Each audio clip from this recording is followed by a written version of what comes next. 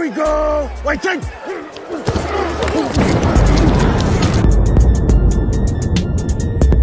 He's got Ben Troupe at the 15, at the 10, hurdles a man, spins to the 5. Oh my, still on his feet, still pounding to the goal line. He's gonna score!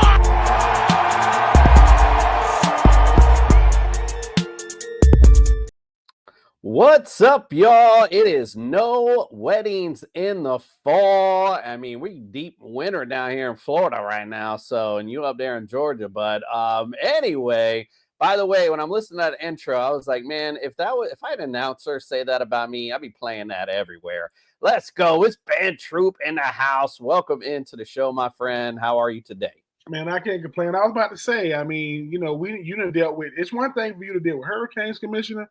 Now y'all dealing with snow flurries. People like, what do you mean I got to wear a jacket? I got a jacket on. I need a big jacket. I don't know if I got a big jacket. I got a jacket. So, I mean, shout out to the Floridians waking up feeling like it's feeling more like South Georgia than North Florida or Central Florida these days. But yeah, man, it's good to be back home. Looking forward to them Birds versus them Commanders and them Chiefs versus them Bills. But you really need bump the jacket. You need a big onesie like your boys got on right now. Daniel Berry, what is up? The sports highlight machine. Welcome into the building, my friend. Appreciate you checking in.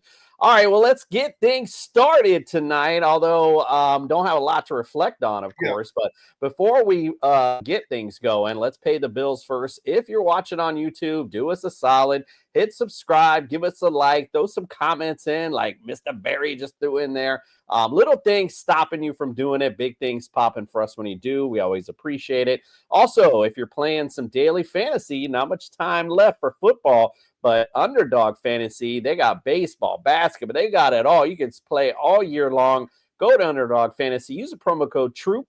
We'll double that deposit up to $100. And of course, if you're looking for some championship bling for your fantasy champion, look no further than Pro-Am Belts. Well, thank you all so much for joining us tonight. Like I said, we got to reflect on a few things. Let's talk about it. The week on repeat.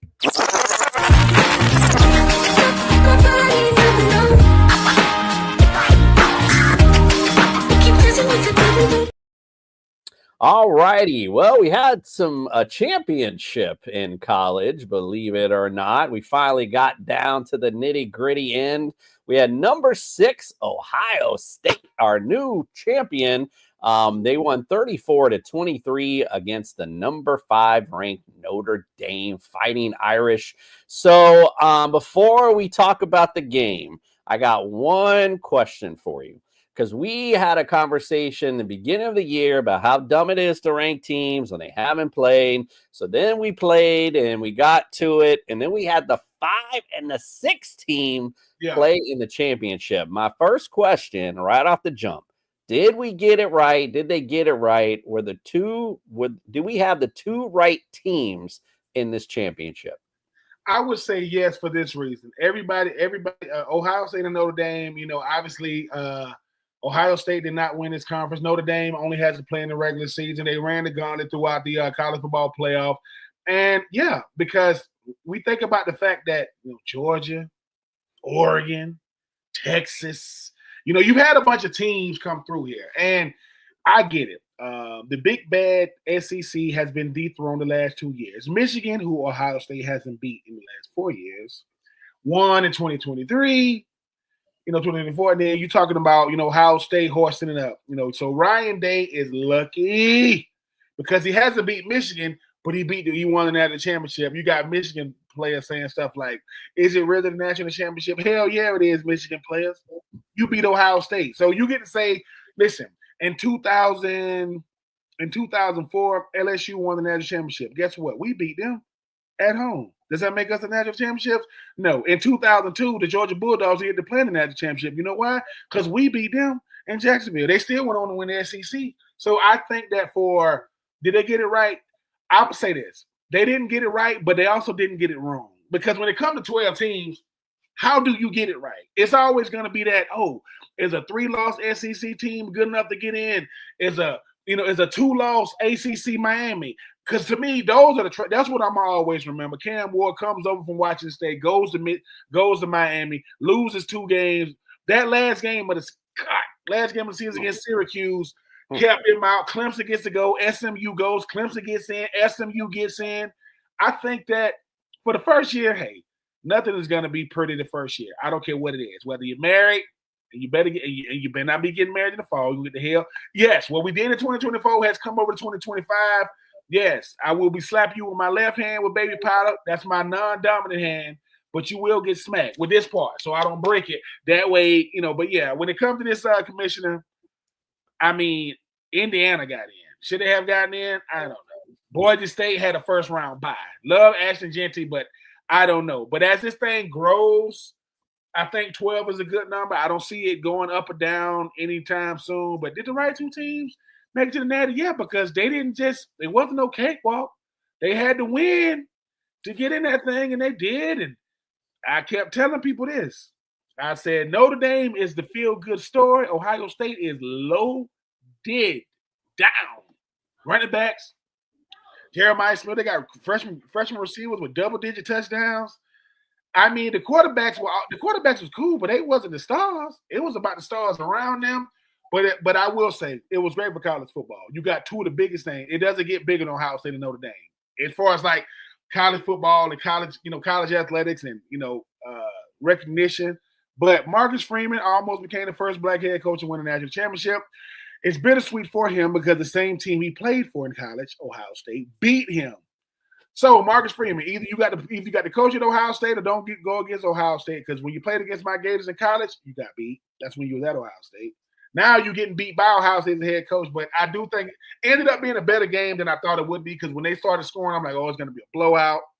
But it ended up being a good game. And shout out to Jordan Clark, the son of Ryan Clark. Ryan Clark said that his dream was to go to Notre Dame out of high school. It didn't happen. He went to LSU. But the fact that your son got to go and played in a natty, that's some fairy tale type. And he's showing him, obviously Ryan Clark, he's going to get field access. He's freaking Ryan Clark.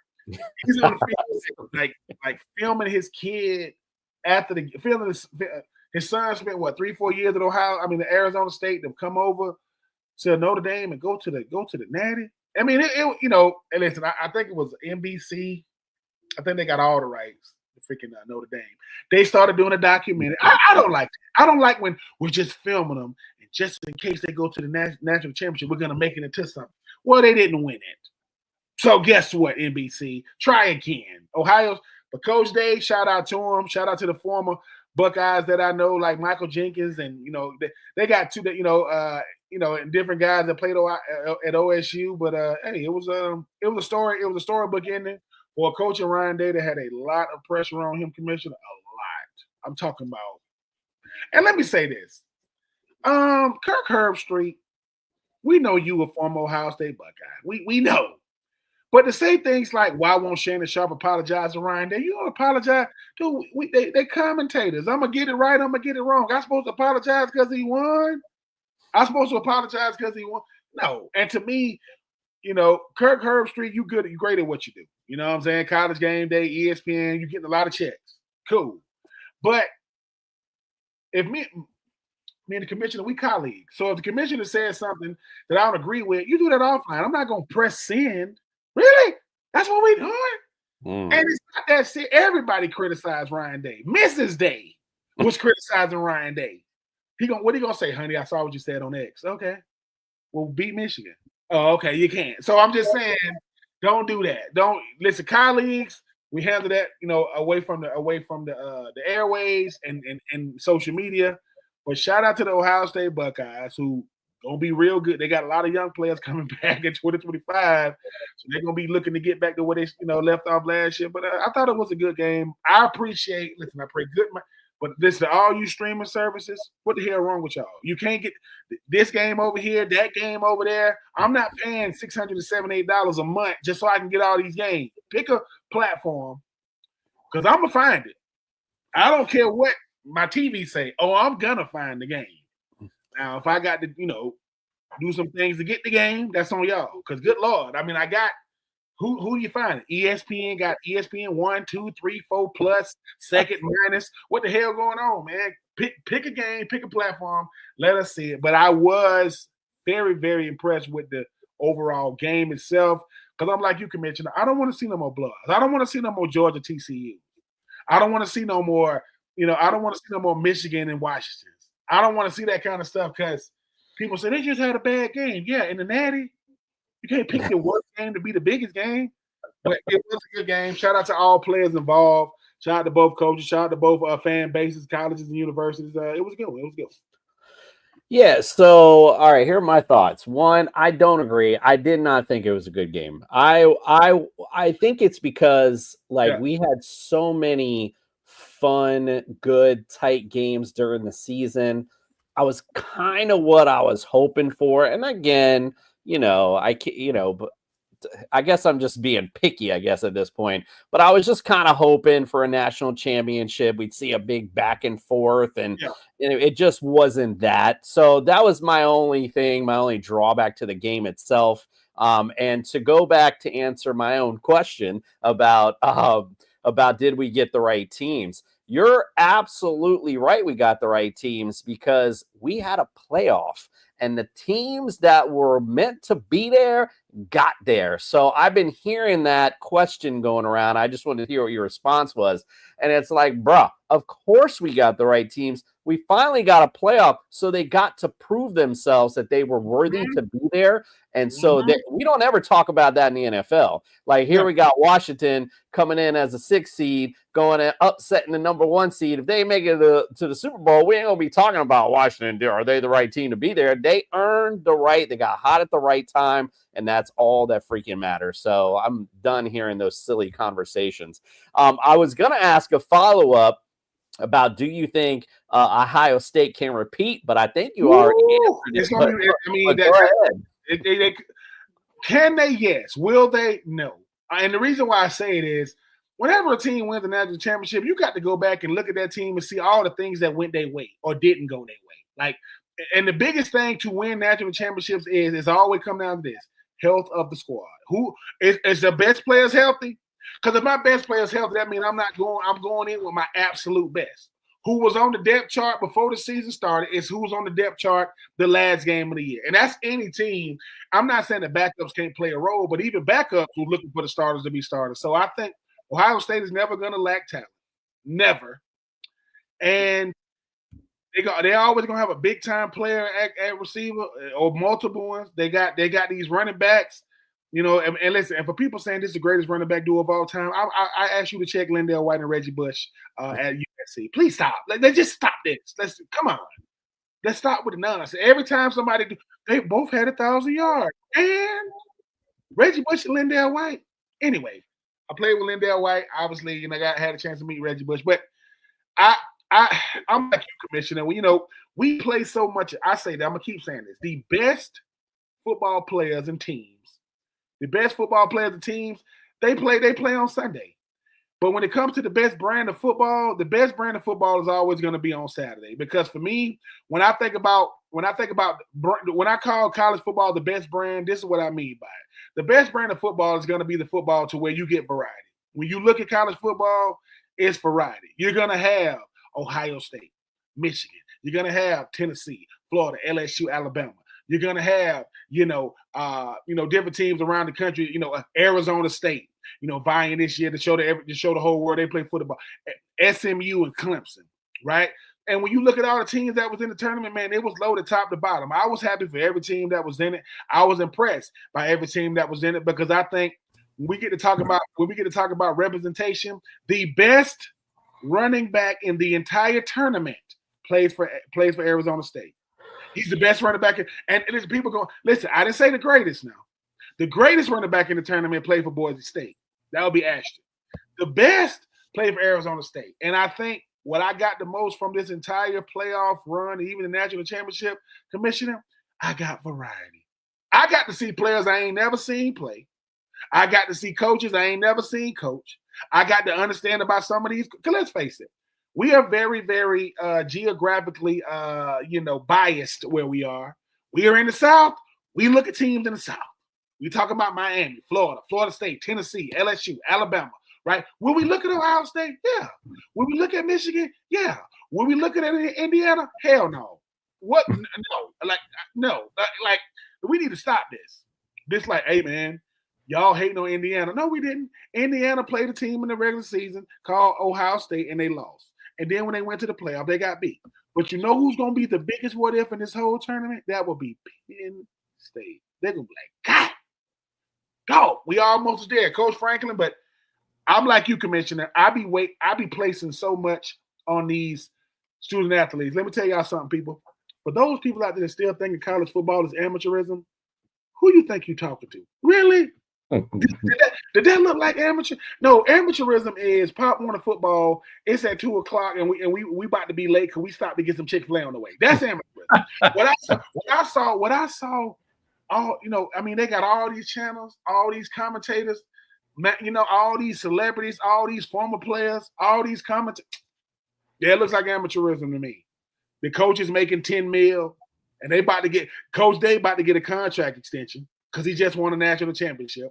Marcus Freeman looks like a model out there. This dude has a haircut every day of the year. I've never seen him scruffy ever. It's like it's not his. He gets a hair. He has a security guard, and he has a barber that goes everywhere with him. He gets a fresh lineup every time he goes, at halftime. But no, college football is at a better place because representation is going to be different because more teams are going to get to play or at least get an opportunity to play.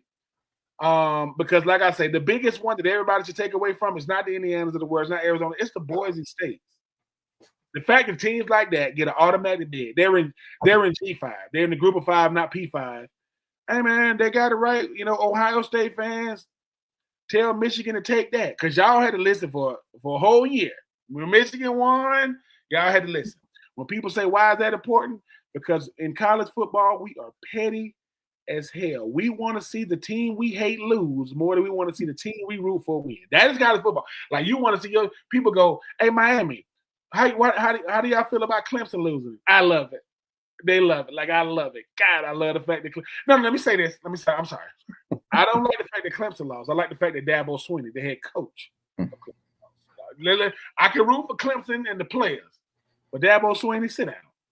Have several seats, and he's a great coach. I think he won like 9 ACC championships, something crazy. But shout out to college football.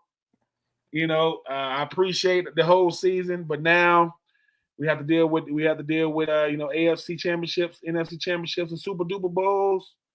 But like I say, the best football is played on Sunday. The best brand is played on Saturdays, and I will die on that hill. So that's a nice transition. I apologize. I had to switch to my laptop camera, and I have no mic, because I tripped on a wire. Wifey, I had the. Oh, I got you. Listen. Let me tell you what media has taught me. This what you just did.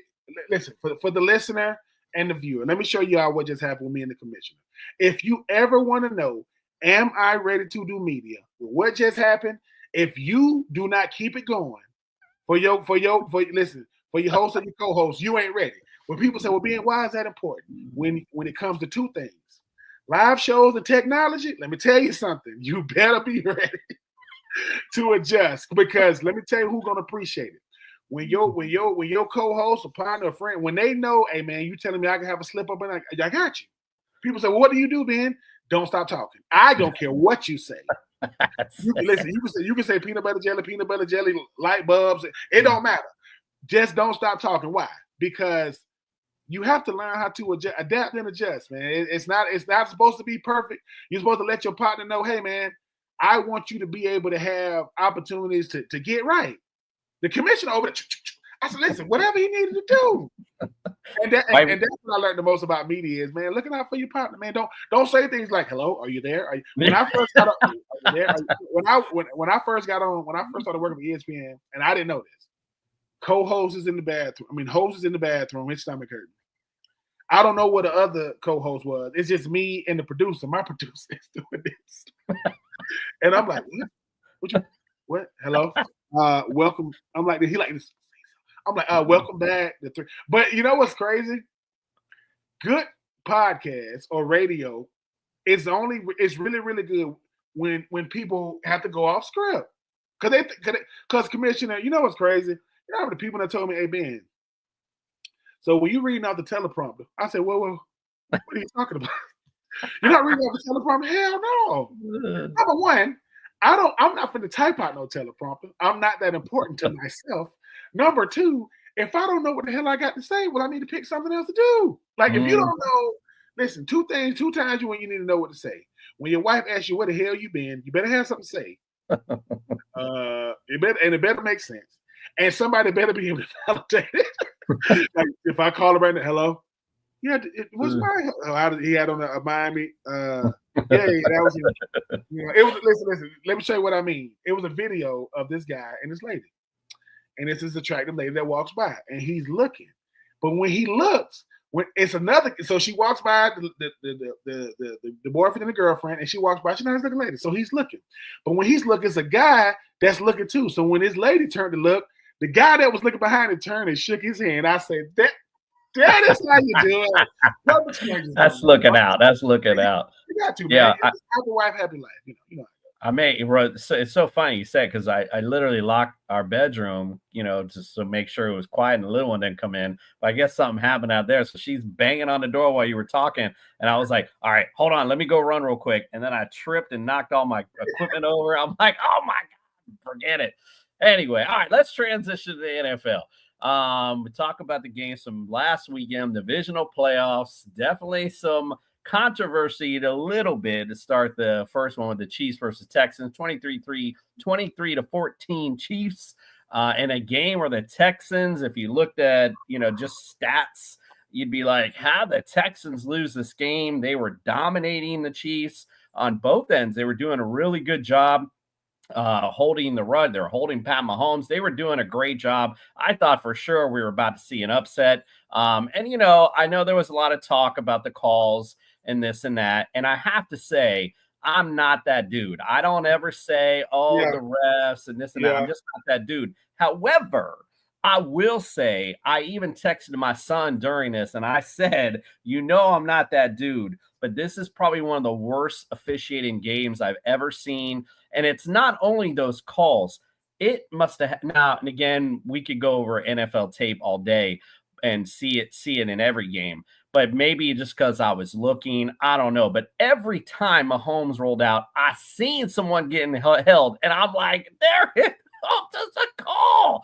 So, but at the end of the day, it's not to say those penalties or non-penalties would have mattered, because the Chiefs did what they normally do. And when it got close to crunch time, they're very reminiscent of a Chicago Bulls team, which I feel like the Chiefs are a team you can compare to the NBA, a good NBA team. They chill with their starters. They don't turn it on till later in the year. All these things that you can compare to a good basketball team, which a lot of these basketball teams do the same thing. Kind of rest, chill out during the regular season. And then when the playoffs and the big boys come, that's when the big boys come to play. That's kind of what I saw at the end of the day. I hate that the refs were the story, but the Chiefs should be the story, because the Chiefs are that team that close games out and just know how to win. But what are your thoughts?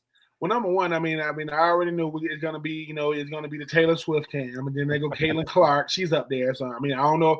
Caitlin Clark is from Iowa. I don't think she's a Kansas City, but Taylor Swift invites you, you go. But let me tell you what I saw. One of my favorite boxers, his name was Roy Jones Jr. Roy Jones Jr. had a song, and the song was called "Y'all Must Have Forgot." You know who I'm talking about? Travis Kelce. Listen, when you need it, number 87 gonna be there, man. I mean, he was putting on a clinic, because going into this game, this is what I think happened. They had a game plan. After they talk about the offensive game plan, they walking out. Patrick Mahomes look at Travis Kelce and say, "You know, right? I know. You know, right? Yeah, I got you." Because there aren't defenses that Travis Kelce hasn't seen. He know you're trying to play him zone. He know you're trying to play a safety over top. You're trying to get a jam on him. You're not going to be able to stop him. Derwin James, one of the best safeties in the league, can't do nothing. Because Travis Kelce has two things working for him. One, he's a great route runner, and Patrick Mahomes knows where he's going to be. They've seen it to body language. I know what he's going to do. That touchdown pass he threw to him was sick. It was crazy. But I think it's something you said, Commissioner, when it comes to Kansas City, right? Kansas City don't care how it looks. They just want to get it done. They don't care. I don't care about box score numbers. I don't care about people like Patrick Mahomes didn't even play that good. Yes, the hell he did because they won. See, we have let the illusion and perception of football get in the way of the reality. The illusion is, hey man, this guy threw for 300. Ask Jared Goff, doesn't really matter when you throw for a bunch of yards. Number one seed. Well, the problem is he's throwing it to the other team, right? Then when they get to James Winston, James Winston, he throwing to the other team. That boy receiver, hey James, Williams, listen, if it's not there, just throw it away. Anyway. Yeah, we're gonna get to that. DeMeco Ryans is a good coach. Andy Reid is a great coach. CJ Stroud is a good quarterback. Patrick Mahomes is the standard at quarterback. DeMeco Ryans and company got a young team that's probably going to be around for a long time. Guess who else going to be around? Kansas City and Patrick Mahomes. They're going to be around. And I'm going to keep saying this. Kansas City's motto is, we never said we couldn't be beat. You just got to beat us when you play us. I don't want to hear about what almost happened over here. I don't want to hear about who had the best record in the AFC. Oh, that would be us. Who's moving on? That would be us. So whether you was Lamar Jackson, it's going to be obviously Josh Allen and company.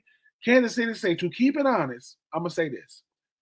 If you want to get to the Super Bowl or you want to win AFC championships, you got to beat us. That's what Andy Reid started his legacy in Philly, went over to Kansas City, and this is the completion of that legacy. But the refs, it does get on my nerves with some of these calls because look, Patrick Mahomes is gonna get hit, and just because his little noodle neck, ain't nobody hit him in it, you can't just call. Patrick Mahomes is the face of the NFL. That's taking another away from Lamar and Josh Allen and Saquon. He is the face, but they hit him in his body. So Kansas City won the game. I was very impressed with Travis Kelce. I don't know who the hell the Houston Texans defense special teams player is. Number one, the ball came out. It got recovered by Kansas City. You took your helmet off. It was a 15-yard penalty. What the hell are you pushing the special teams coach for? Like, what you pushing me for? Hold on. You pushing me because you took your helmet off? You pushing me because they got the ball back? Maybe if you were focusing on getting on the ball, getting on the fumble, and not taking your helmet off. What? Two things in football I can't stand. Why are we so ready to take our helmet off? And why do we drop the football right before we get in the end zone? What is going on? Anyway, whoever that special teams guy is, let me tell you something. I don't know who that special teams coach is, but that special teams player, but don't put your hands on him, bro. Think about the position that special team coach was in. I can't really retaliate. We're on national TV against the Kansas City, and you pushing me. You wouldn't have pushed him if he was The Rock.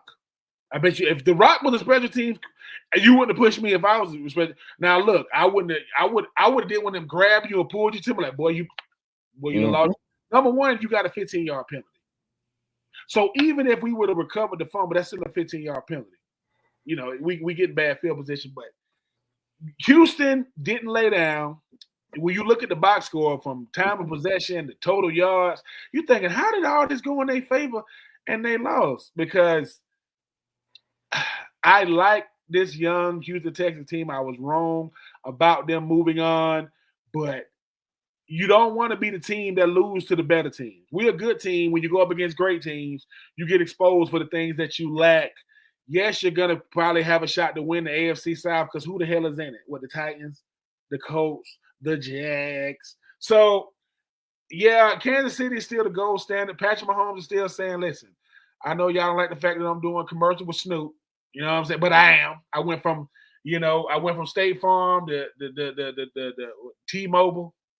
I'm the only football player in the world that still has a mohawk, and no one says a word. Nobody.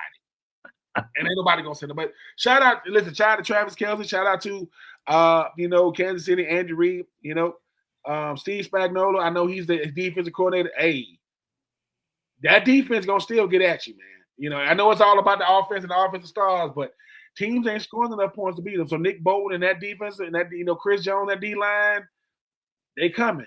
But shout out to the Chiefs, though. Shout out to the Chiefs. Yeah, it was a good game. Just to talk about that special teams player. This happened, and I know I went on a rant about it with America's team. One of their young defensive guys, it was in the Cleveland. We were playing Cleveland, and at that time, it was almost like a field position game. He makes a pick at like the 50. He takes his helmet off to celebrate. Now, granted, we had a couple of offensive penalties. We end up, we pick it at the 50. We end up at our own 20 at some point, including his penalty. And I'm like, bro, that's basic stuff. That's from when you were a little kid. You know not to take your helmet off. And if I'm telling you, it's funny because you're like, well, he was in a bad position. I don't care what position I'm in. Someone come push me after you messed up, boy. I don't care. You don't fire me. But I will say this. He wouldn't have sniffed that field. That's what I know. You can say whatever you want, but the head coach, whatever, should have stepped in and been like, bro, you ain't coming back on this field, period. You don't do stuff like that. So, all right, let's go on to this was kind of fun. Let's just say it. The Commanders upsetting the Lions 45-31. I mean, I should just call it the Washington Jaden Daniels at this point. I mean, we talked about this way back when they beat the Bears with the Hail Mary, and I remember saying they feel like a team of destiny almost, the way they've won. And then they kind of fell back a little bit on their heel. And then all of a sudden, toward the end of the year, this team started getting hot. And just like we were talking about in the college playoffs, when you're hot at the right time, that's all that matters. And the Commanders right now are let's just say it, one of the hottest teams in the league. And it's funny to say because there's 4 teams left. But again, they're hot right now. And Jane Daniels is definitely a big part of that. And I will just say on the backside of this game, how can you not feel for the Lions? And, you brought it up, the Jameson Williams stupid throw. Again, back to basics. I was always a wide receiver, always. I was just my spot. But I always knew if I ever had a play that I threw the ball and the play ain't there, I'm throwing it the hell away or I'm running. I'm one of the two. I'm not going to sit here and throw it in a double coverage. It'd make no sense. And it really, I think that play kind of magnified like what the Lions were feeling. They were feeling pressure at the number 1 seed. They were feeling the buttholes were puckered up that night in Detroit. And unfortunately for them and the fans, and you've been in, we've all had those bad situations in life where we met, maybe we had a fight with someone the night prior or something happened the night prior that just wasn't good. And you wake up the next day and you're like, did that really happen? I mean, I felt that way when I woke up after that game. I was like, did that really happen last night? I can't imagine what those Lions fans felt. But what are your thoughts on that one? Yeah, I do feel bad for Dan Campbell. I mean, I think he's definitely turned around the culture. When it comes to the Detroit Lions, I mean, Jared Goff, he's not in no MVP discussions or anything, but he's played lights out of Amon St. Brown and Jahmyr Gibbs and Montgomery and those guys. I mean, they had a solid season. But let me tell you what happened when it comes to Commanders. The last thing you want to give a team that's been down and out for a long time is a reason to play and confidence to do it. And they did both. Jaden Daniels is playing with confidence. Why? Jaden Daniels right now is the greatest rookie. He's having the greatest rookie season we ever seen from a quarterback. I mean, because forget the stats. Look at them dubs. Look at what he's doing. I mean, you took the number 1 seed and you dominated them.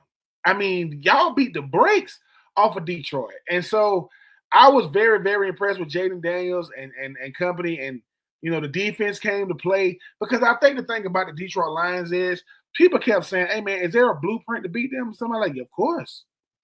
Of course. I mean, force Jared Goff off his spot, have him throwing in the windows that aren't really there, find a way to make plays, overthrows, underthrows, and you add Williams and his. It's going to be hard to overcome turnovers. It's going to be hard to overcome turnovers. So I just think that for me, this was about Dan Quinn.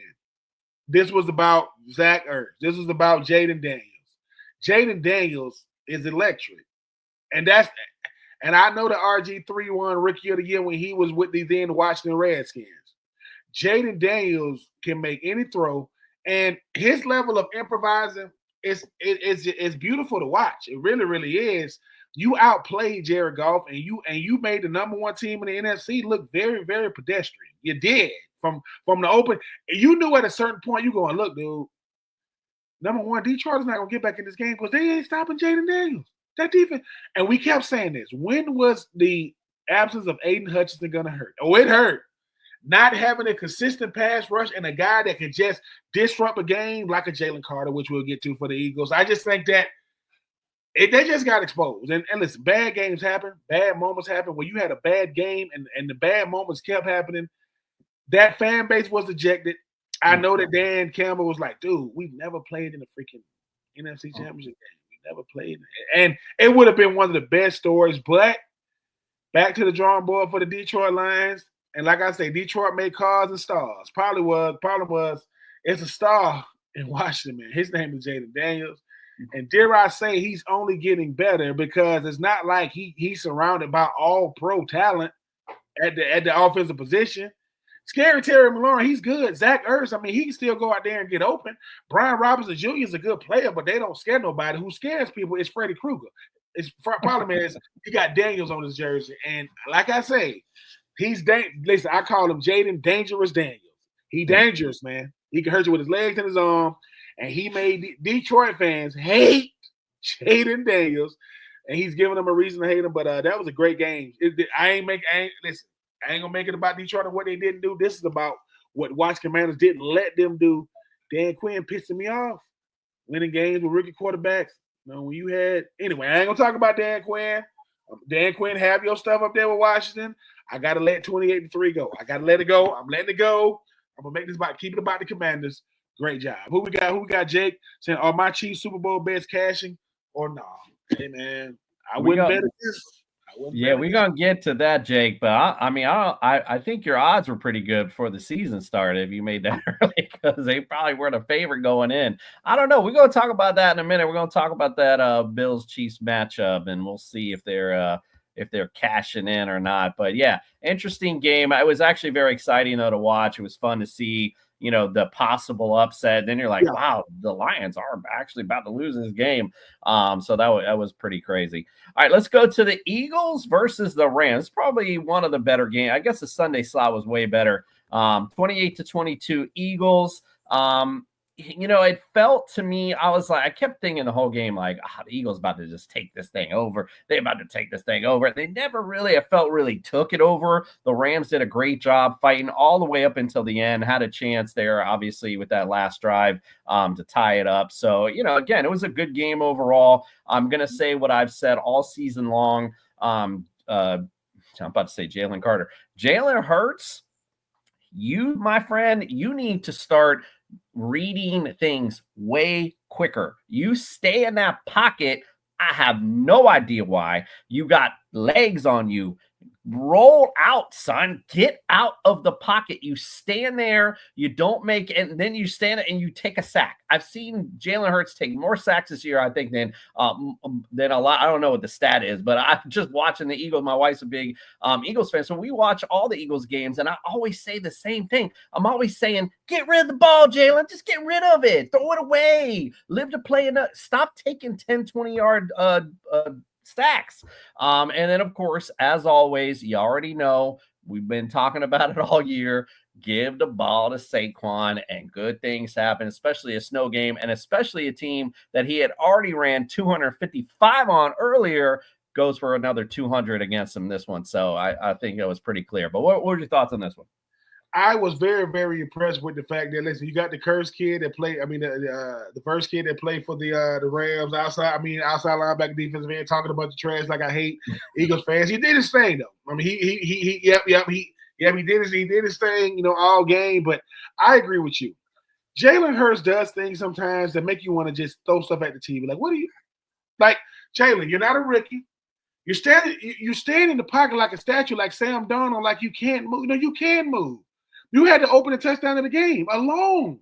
Rush a touchdown for the game. It's like, dude, what's going – it's almost like stop trying to prove a point. You're not going to throw the ball to A.J. Brown. You haven't thrown it to him for 2 games. He has 3 catches for 24 yards in 2 playoff games.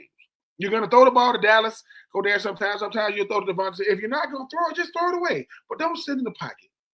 But this game came down to 2 things. Jalen Carter and being stubborn. Mm-hmm. This man went for 250-some yards against you before. Mm-hmm. He's even better now. To my Saquon Barkley. You didn't come up with any type of game plan to try to stop the run. Right? Jalen Carter, Verse is still trying to catch Saquon. You're not going to catch him. 205 yards in a playoff game is out of this world. Right?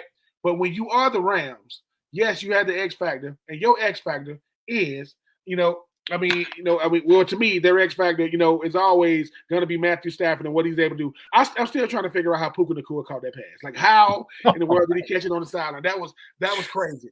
But I will say this: every team needs a closer, and if you are the Eagles, your closer name is Jalen Carter. Double team him, triple team him.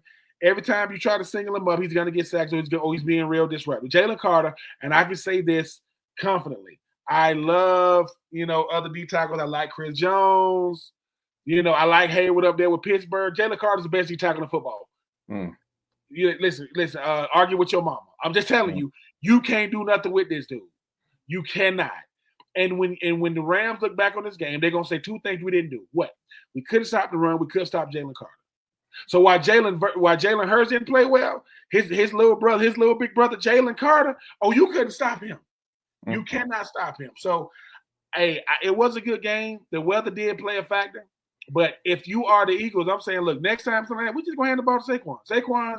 Saquon's 6-year-old daughter, when she heard that he going to Philadelphia, it's a video of it. He said, my daughter said, Daddy, so we get to win now? He goes, yeah, baby.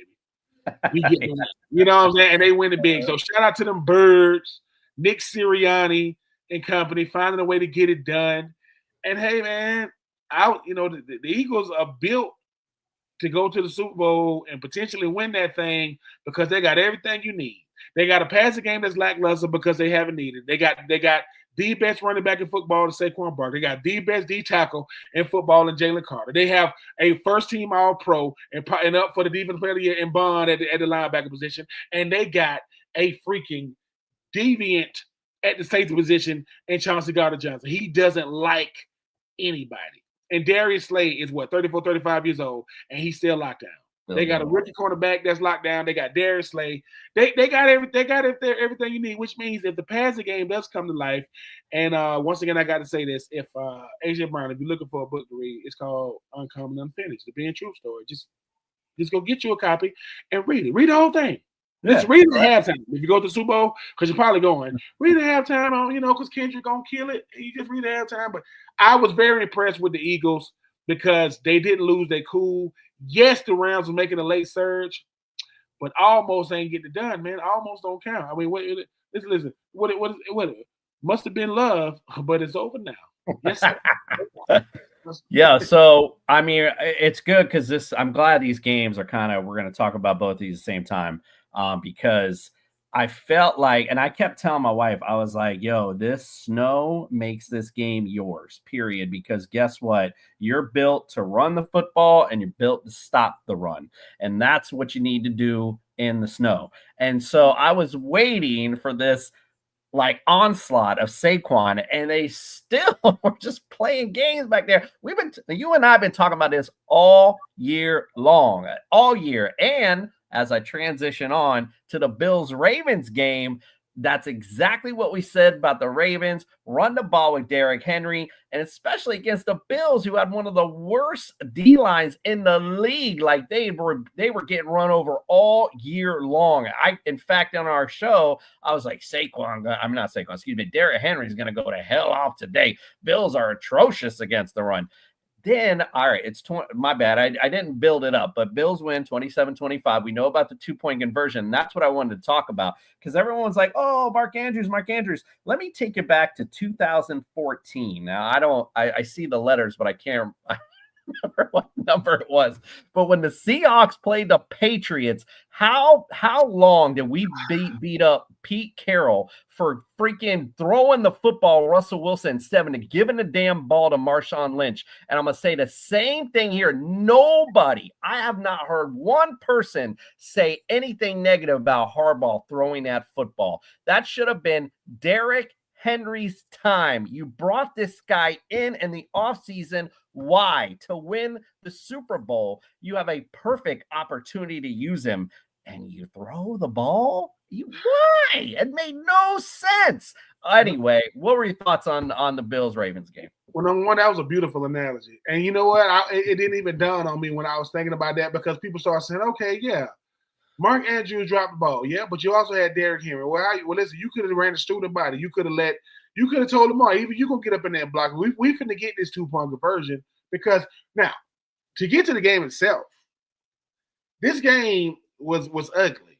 I mean, the Bills did not play well. They just played well enough to win. And the turnovers that the Ravens did do, it didn't decide the game because they still had a chance to go out there and win it. Lamar showed who he was the last, drive of the season. I mean, the last drive of the game. And then when you start talking about these, these fumbles, I don't know what Lamar got a fumble trying to switch hands. Look, when you try to do too much in football, bad things happen, right? But I just think that with the conditions, yes, I know that Derrick Henry had a big drop and all these big things. But this one game, I don't like when people dwell on one play.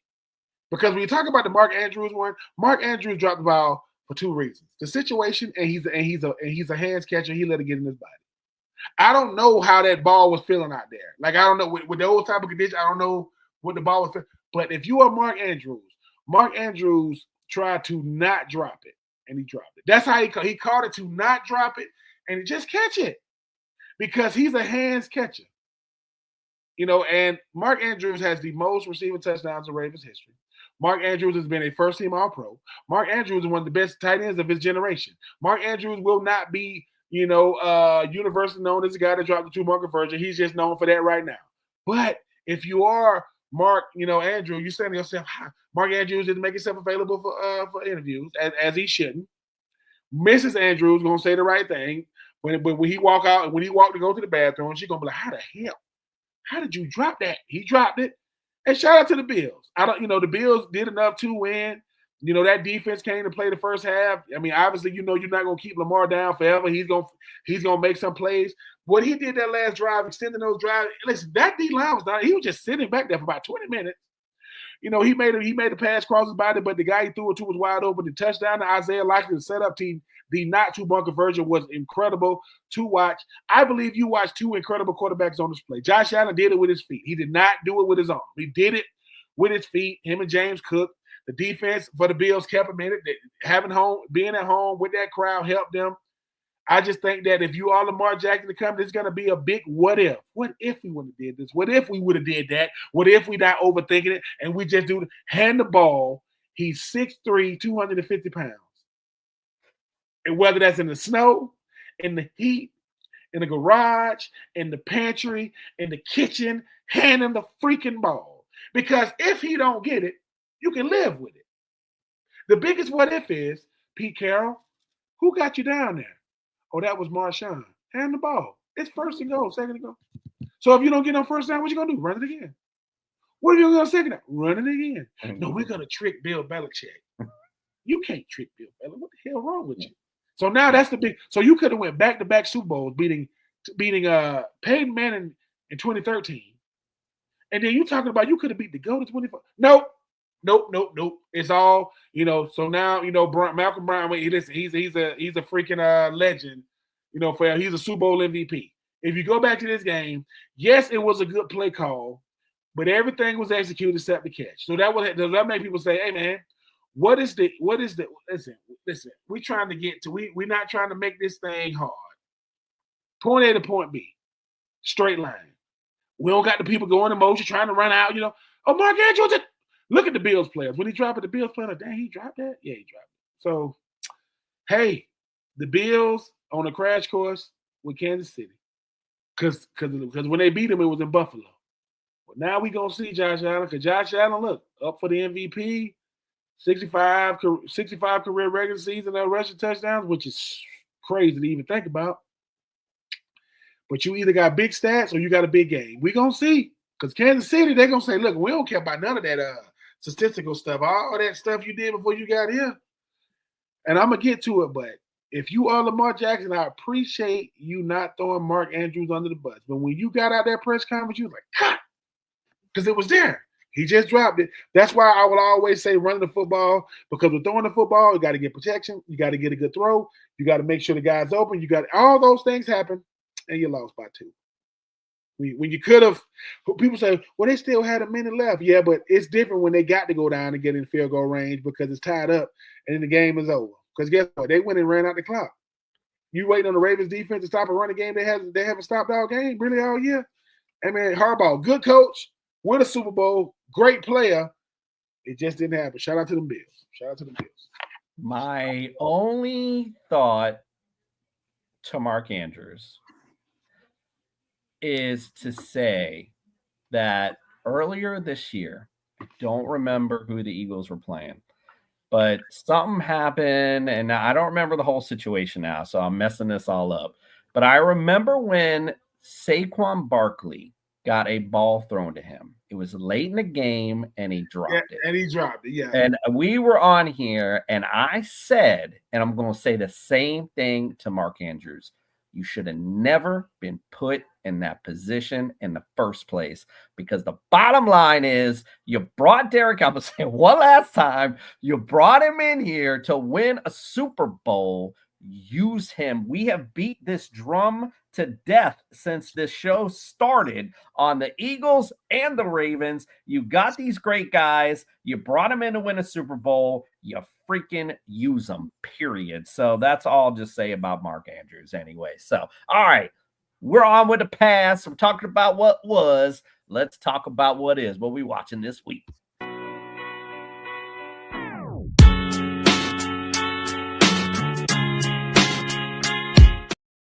All right, well, we ain't got much. We got 2 games to watch. That's it. It's on Sunday, so get ready. Get your popcorn ready. We'll start in order with the NFC Championship. The Commanders at the Eagles. Commanders lead the overall series 90, 85, and 5. Now, we do know they split this year 26-18 when Philly was fully loaded. And then without Jalen, the Commanders won 36-33 towards the end of the season. So, again, getting hot. Now, one stat that I looked up, which I thought was pretty cool and pretty crazy, they started playing these two teams back in like 1947. I mean, we talking way back, or maybe he was in 37. It was back in the day. Do you know they've only played each other in the playoffs one time? Once. It was in 1991, and the Commanders won 20-6. It was a Mark Rippon versus Randall Cunningham game, which Randall Cunningham, I was looking at the stats, so he had like 220 something passing. He did throw a pick, but then he had 80 yards rushing. I was like, ooh, they couldn't pull it off anyway. So, so the line on this game is Philly's favored by 4.5. The over-under is 48.5, so we should see some fireworks. Who do you think wins, and why? I think Philadelphia wins. I think the familiarity is going to make the game very intriguing. I think Jaden Daniels is going to show flashes of brilliance. I think it's going to be a second half game. Both teams are going to be filling themselves out early, but one team got the biggest X factor to me on both teams is Jalen Carter. I love what Saquon is going to do. I think Jalen's going to find a way to throw the football, get the football to A.J. Brown, spread around a little bit to Devonta Smith. I want to say the starting right guard for the Washington Commanders is out for this game, which means you're going to have a backup player in there, which means if the starter couldn't do nothing with Jalen Carter, what do you think the backup's going to do? I just think the Eagles are on a crash course to get to the Super Duper Bowl. Jaden Daniels is going to show the whole world why he is who he is, but I think the Eagles team are going to show the whole world why they are who they are. Give me Sirianni. Give me the Eagles. Give me Jalen. Give me Jalen Hurst on to A.J. Brown. Give me Jalen Carter making life hell for Jaden Daniels. And I got the Philadelphia Eagles moving on. Give me 28-21 Eagles. So I'm going to go Eagles as well, and I'm really excited. I'm not excited for both games, but this one's exciting because it's a divisional matchup, so they know each other. There isn't no trick play or surprise, which is why I totally echo what you're saying about Eagles being built to go to the Super Bowl, because this is that game where they don't have to like we've been saying, give the ball to Saquon. You don't need to be tricky. Just keep pounding that rock. That's all you need to do.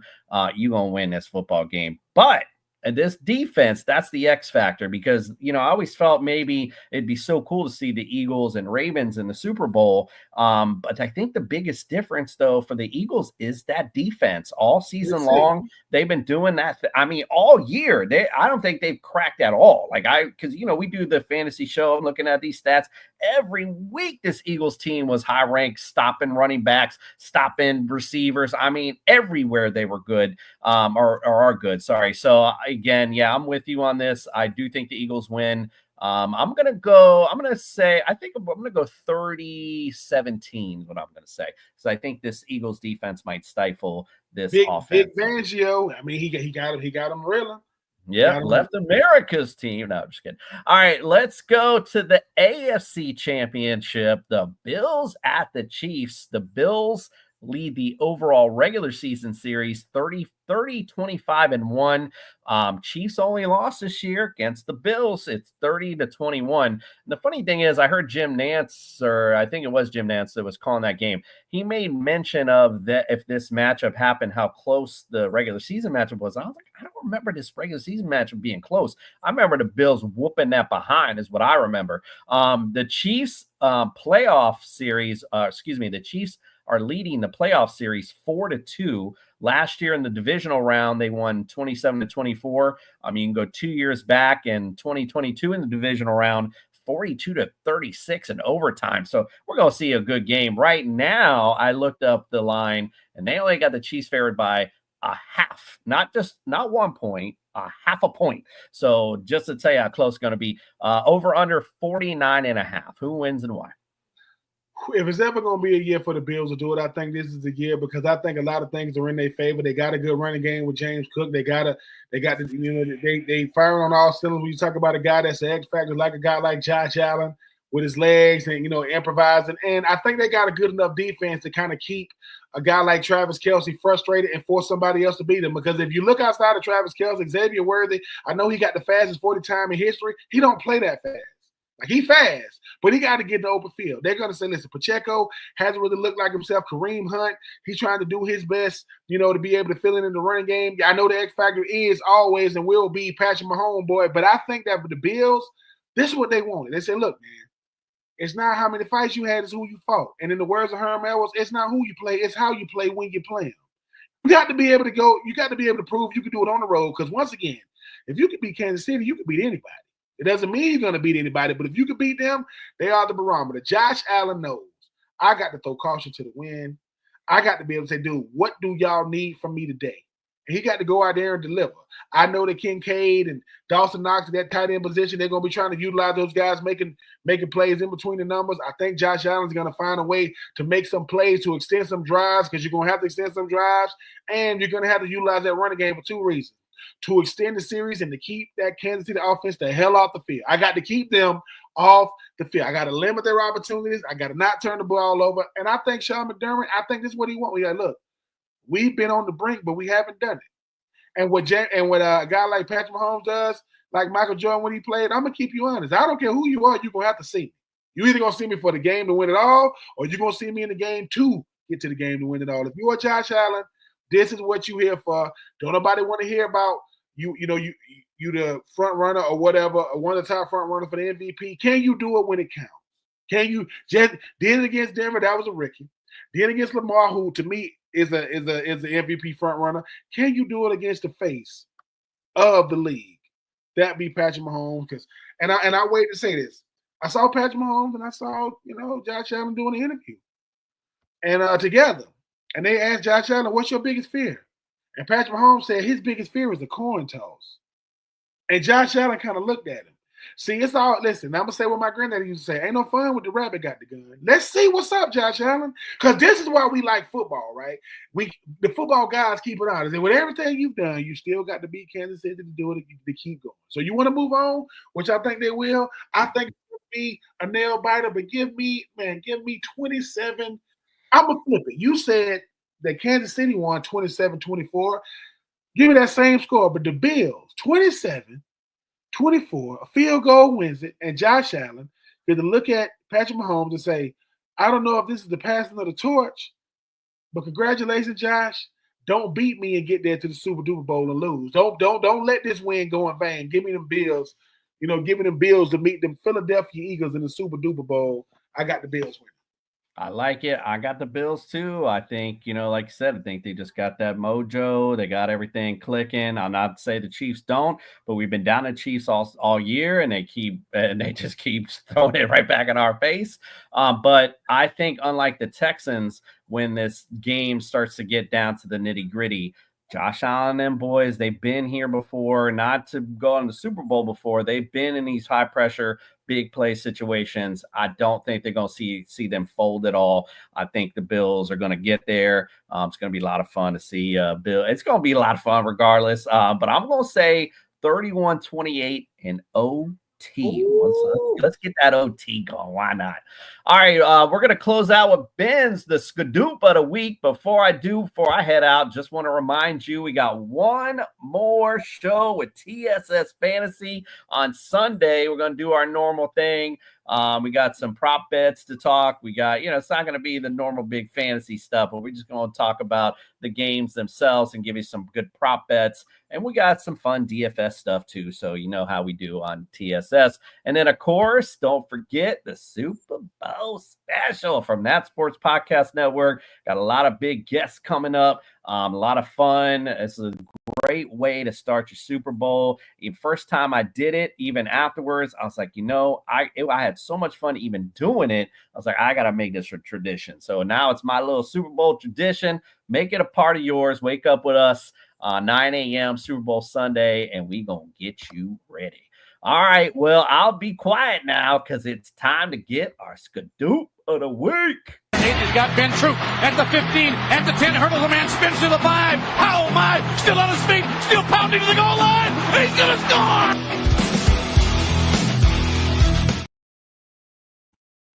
What up, my great people? Listen, I miss you guys. It's always a pleasure being on with you guys, myself and the commission. I appreciate you guys taking the time out, to see these pearly whites. Make sure you like, share, and subscribe, all things. No Weddings in the Fall. That way, every time a show comes out, you hit that notification bell and you get to see it when it comes out. But I want to talk about something that happened in Jacksonville. The Jacksonville Jaguars are still trying to find a head coach. The reason why no one wants to coach with Jacksonville because of one person, Trent Baalke.